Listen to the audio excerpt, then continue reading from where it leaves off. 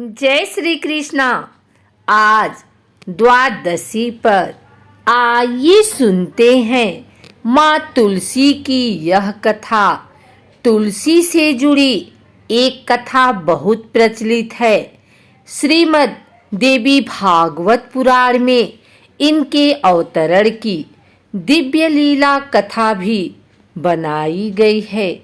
एक बार शिव ने अपने तेज को समुद्र में फेंक दिया था। उससे एक महातेजस्वी बालक ने जन्म लिया। यह बालक आगे चलकर जालंधर के नाम से पराक्रमी दैत्य राजा बना। इसकी राजधानी का नाम जालंधर नगरी था। दैत्यराज कालनेमी की कन्या वृंदा का विवाह जालंधर से हुआ। जालंधर महाराक्षस था। अपनी सत्ता के मद में चूर उसने माता लक्ष्मी को पाने की कामना से युद्ध किया, परंतु समुद्र से ही उत्पन्न होने के कारण माता लक्ष्मी ने उसे अपने भाई के रूप में स्वीकार किया। वहां से पराजित होकर वह देवी पार्वती को पाने की लालसा से कैलाश पर्वत पर गया।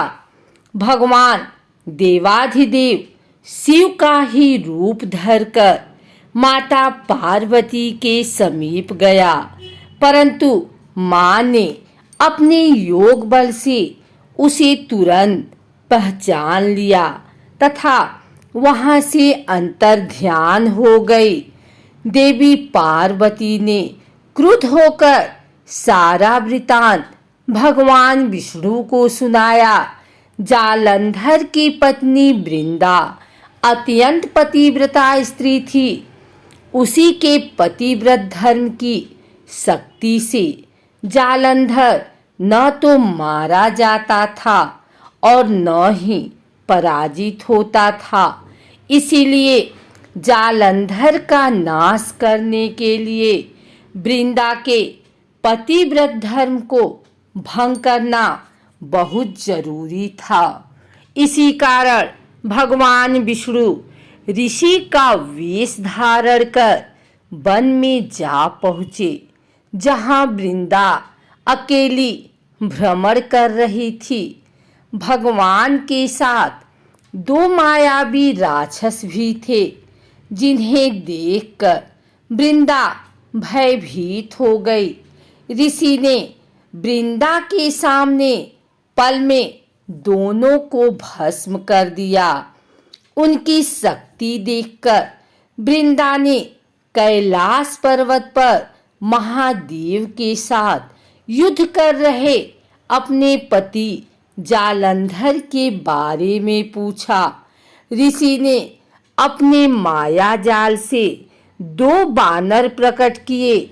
एक बानर के हाथ में जालंधर का सिर था तथा दूसरे के हाथ में धड़।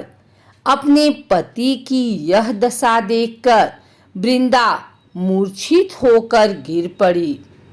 होश में आने पर उन्होंने ऋषि रूपी भगवान से विनती की कि वह उसके पति को जीवित करे।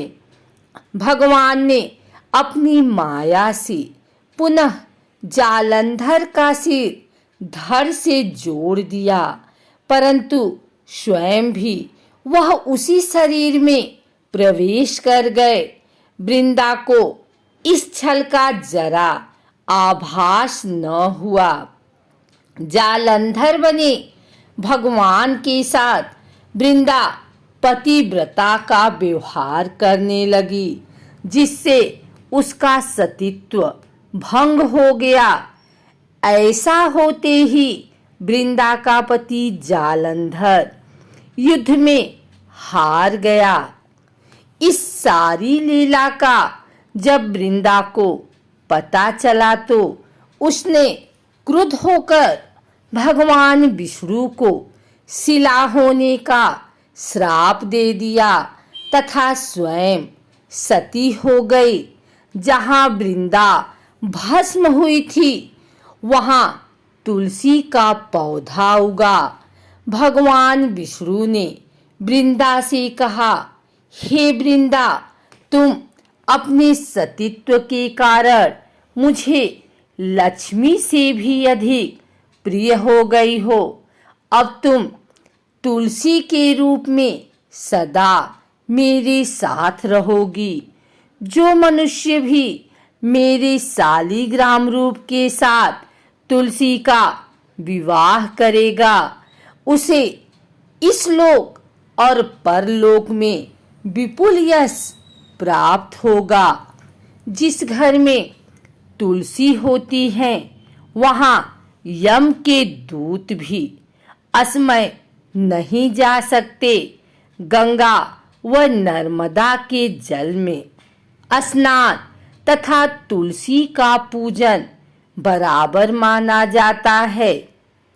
चाहे मनुष्य कितना भी पापी क्यों न हो, मृत्यु के समय जिसके प्राण मंजरी रहित तुलसी और गंगा जल मुख में रखकर निकल जाते हैं, वह पापों से मुक्त होकर बैकुंठ धाम को प्राप्त होता है। जो मनुष्य तुलसी व आंवलों की छाया में अपने पितरों का श्राद्ध करता है उसके पितर मोक्ष को प्राप्त हो जाते हैं। उसी दैत्य जालंधर की यह भूमि जालंधर नाम से विख्यात है। सती वृंदा का मंदिर मोहल्ला कोट किशनचंद में स्थित है। कहते हैं इस स्थान पर एक प्राचीन गुफा थी जो सीधी हरिद्वार तक जाती थी। सच्चे मन से 40 दिन तक सती वृंदा देवी के मंदिर में पूजा करने से सभी मनोरथ पूर्ण होते हैं। अगर आपको हमारी वीडियो अच्छी लगी हो तो इसे लाइक करें, कमेंट करें, शेयर करें और हमारे चैनल भक्ति गाथा को सब्सक्राइब करके बेल नोटिफिकेशन ऑल पर सेट कर लें ताकि आगे आने वाली वीडियो सबसे पहले आप तक पहुंच सके। धन्यवाद।